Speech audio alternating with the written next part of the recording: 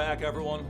Today we're diving into the topic of intrigue, that sense of curiosity and fascination that initially brought us together. You know, in the early days, we're so captivated by each other's unique traits, personality, and ways of doing things. But as life moves on, it's easy to lose that sense of intrigue. So this session is about reconnecting with it.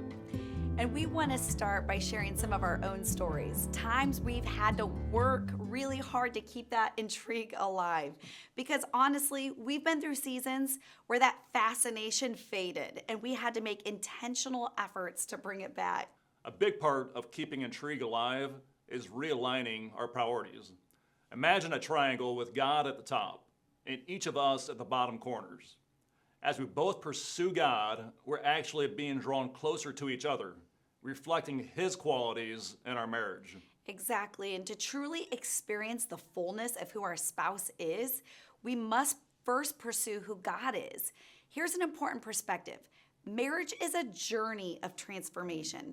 It's a journey where spouses help each other grow in the likeness of Christ. By accepting each other's imperfections and really wielding to the power of grace, truth, and love, couples engage in a spiritual friendship that truly pushes them closer to God. That's right. And this approach really frames marriage as a path for mutual sanctification, where we're both refined to reveal and shape each other's character in a way that glorifies God.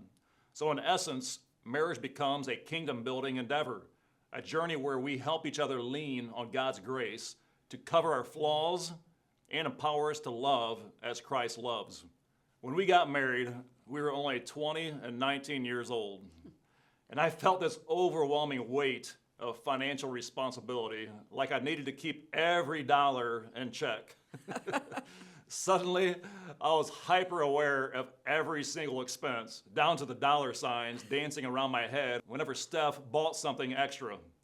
I remember coming home one day, and there it was. I walked into our bedroom, and there was a mountain of 6 decorative pillows on our bed. Yes, 6. All I could think was, why? Why do we need so many pillows we're not even going to use? Oh, I will never forget that day because, see, for me, the pillows were much more than decor. I was thinking and making this space feel warm and inviting, our home, this haven, this place that really felt welcoming.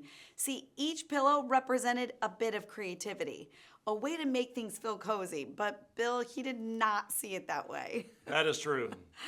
My mind was on practicality.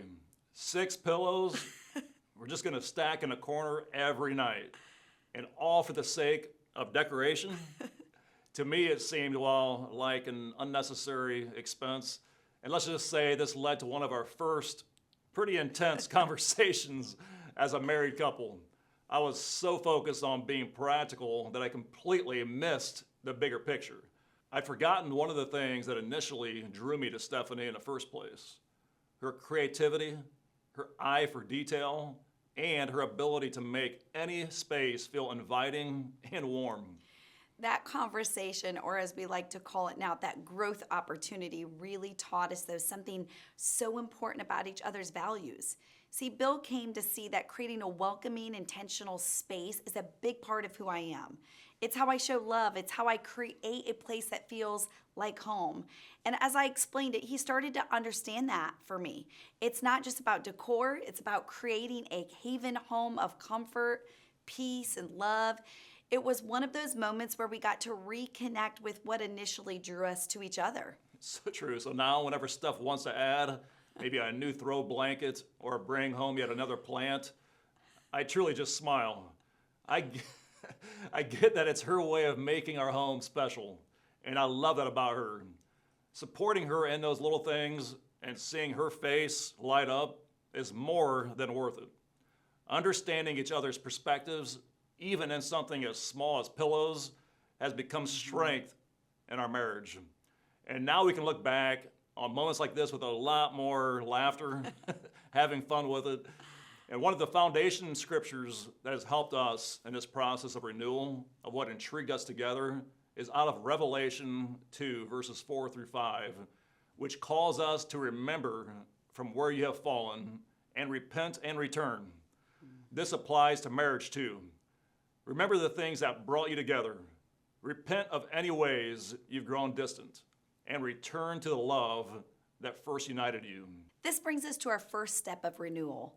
See, I went through a season where I was hyper focused on the small things that Bill did or didn't do, and they started to irritate me. I felt like managing everything at home, the kids, work, all of the things, just made minor annoyances seem bigger than they really were. And I remember one morning I was making coffee, I was grumbling under my breath about something trivial that Bill had done. I do remember that. Yes, I was preparing for my quiet time, and instead of God justifying my frustration, He gently shifted my perspective. I started to write down 5 things I was grateful for about Bill each and every day. Slowly, I realized the issue was actually my attitude. And instead of focusing on the things that annoyed me, I began seeing the qualities that I appreciated in him. That small shift made a huge difference. It brought back the joy and really the respect in our marriage. And that gratitude practice helped us remember the qualities that intrigued us about each other in the first place. And the more we focused on those things, the more we found that joy and laughter returned. Another key element of intrigue is having a repentant and humble heart. There's something powerful about being willing to admit where we've gone wrong and realigning with God's way of seeing things. For me, that meant letting go of my tendency to be overly practical and allowing myself to appreciate Steph's creativity and her vision for our home. And for me, it meant really letting go of pride and irritation, especially when Bill was just really trying to help me. There was a time years into our marriage when he offered feedback about how I could manage my responsibilities better. And instead of receiving it with gratitude, I got defensive. But as I embraced a teachable spirit, I began to actually see that God was using Bill to actually make me grow and help me grow. And that realization that we're on the same team was a game changer for us. It helped us approach our marriage as partners, understanding that our different strengths actually complement each other. So as we dive into this session, we want to encourage you to reconnect with that initial fascination you had for each other. God calls us to return to our first love, not only in our relationship with Him, but also in our marriage. When we grow in our love for God, our love for each other naturally deepens as well. And as we remember what initially intrigued us about each other, we can actually reignite that excitement and that curiosity that actually brought us together. It's about choosing to see the best in each other every day. So how do we practically rekindle the intrigue in our marriages? In the Bible, 2 Corinthians 13:11-13 encourage us to live in peace, to comfort one another. Marriage should be a place of peace where we actually bring out the best in each other. And here are 3 practical ways. First, review your spouse's mission portrait. Set aside time to read through your spouse's values and dreams. Discuss what stands out to you. Secondly, share what you admire. Tell your spouse what traits or values you appreciate the most and how those have impacted your life together.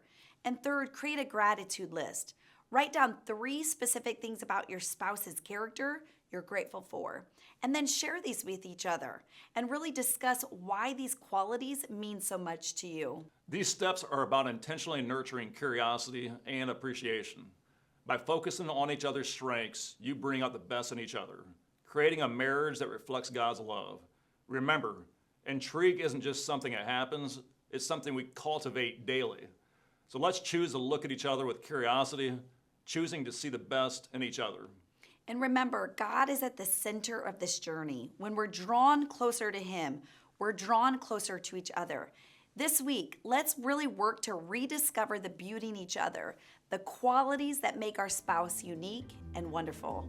We're excited for you to take these steps. Rekindling that intrigue can bring fresh joy and a renewed sense of connection.